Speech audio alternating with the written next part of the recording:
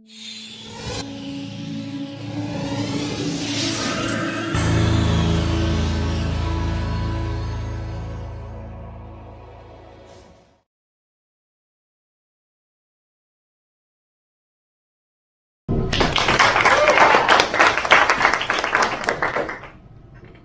picture this. You're laying in your bed at night, reflecting on a long, hard day full of schoolwork and stress. You go to pick up your phone because you know you can't fall asleep without scrolling through the endless stream of 15-second video clips on an app called TikTok. Obviously, this is harmless. It's just a silly little app on the phone. That's what we all think, right? But why does it become a part of your nightly routine? Pick up the phone with the intent purpose of scrolling through the app. TikTok videos have been frequently proven to expose young users to body dissatisfaction,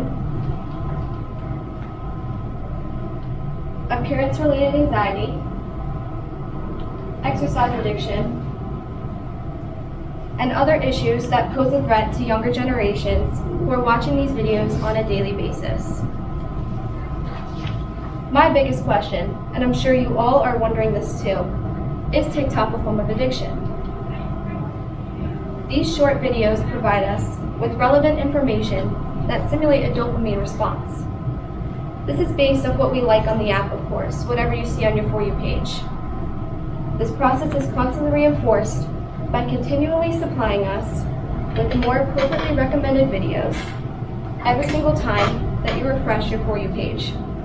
In simpler terms, we see it, we like it, we can't stop watching it, and then you can probably guess what comes next. It becomes an addiction. Unfortunately enough, this addiction isn't addressed often. Not just TikTok, but social media in general.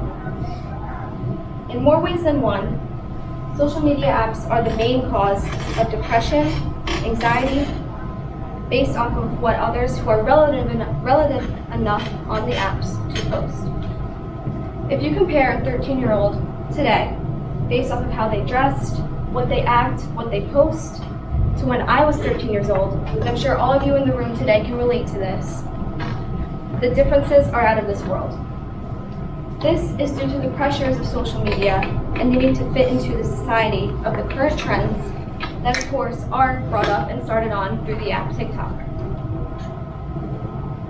The point of me bringing this up isn't to bash on anyone on how they choose to dress or act or what they post, but it is pivotal to bring up because it shows how much our society has changed from these apps. The younger ones look up to the older ones. That is always how life went. But wouldn't you think some of these kids want their childhood to last for as long as it could? If I was still 13, I know I wouldn't want to be buying all the things that I currently possess as an 18-year-old girl. Of course, then if you were to bring up your own opinion on TikTok or Instagram, you'd be endlessly bashed by random people you don't even know, which in the end could result in some form of depression. I'm fully aware of how easy it is to fall into this trap. Every single night, it has become my nightly routine to scroll through my Instagram pages, catch up on the latest posts, see what's trending on the Explore page on Instagram or TikTok. The list, it goes on and on. When I was younger, this became such an issue that every single time I'd get disrupted in my sleep, I'd resort to picking up my phone and playing stupid little apps like beauty salon games or Dumb Ways to Die. I know that was a very popular game when we were kids, because they were just so addicting. In the 6th grade, I had to be given a limit for my screen time. So if I were to wake up in the middle of the night, it would be locked and I wouldn't be able to use it at all.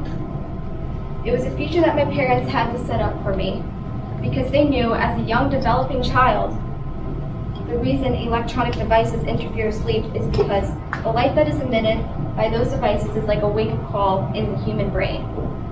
Specifically, the light prevents a hormone called melatonin from building up in the brain.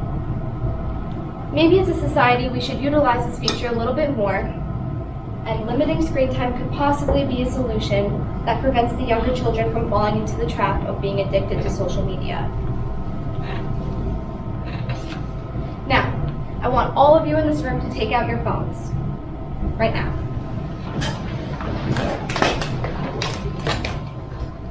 Go into your settings app. Right here.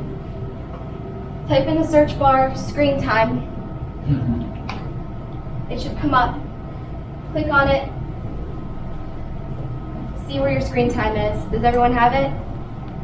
Okay. Now I have a couple questions for you guys. How many of you, raise your hand, have over 1 hour of screen time? What about 3 hours? Keep your hands raised. 5 hours? Notice how the hands go down? What about 10 hours?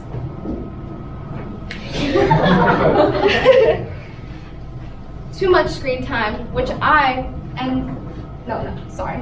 Too much screen time, which doctors would consider causes eye strain, depression, headaches, insomnia, and poor sleep, which might be the reason why some of you might wake up in the morning feeling tired. You don't know the reason why? Maybe it's because you're on your phone until 1 o'clock in the morning.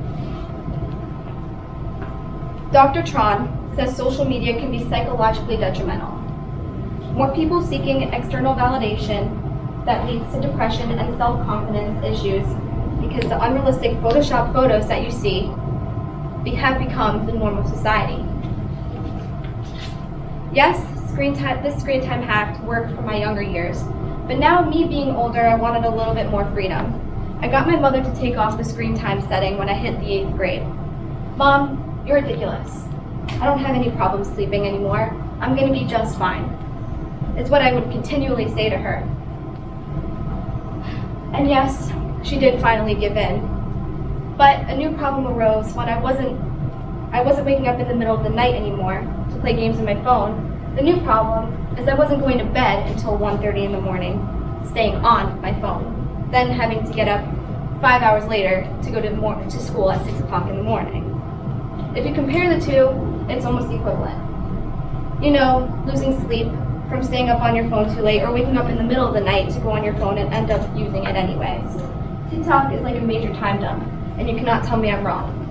You check the clock at the top left corner of your screen and see a specific time, and then all of a sudden, it's 30 minutes later. Before you know it, 45 minutes pass. Then, you've practically wasted a whole hour doing nothing but sitting on your couch, eating chips, watching TikTok. This TED Talk presentation wasn't made to show you the solutions. This was made to spread awareness of the dangers that social media has caused to our society and what it's been doing to us all along without us knowing, like a blind killer. Today's society is dependent on the technology that is used on a daily basis. Breaking addictions as adults over the age of 18 is difficult, but it isn't impossible if cutting social media is what you choose to do with your life. Also, I'm not speaking to try to persuade all of you to not use social media. The key solution that I hope you take away from my public speaking is to find a healthy balance between the two. Maybe take some more time to go outside.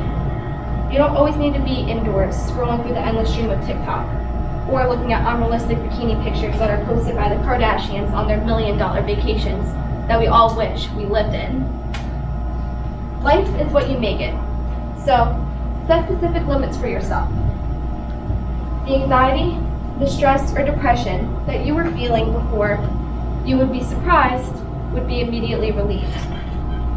Again, I'll ask the question. Is TikTok a form of addiction? Well, I provided you with enough logical facts. It's time for you to come up with your own conclusion.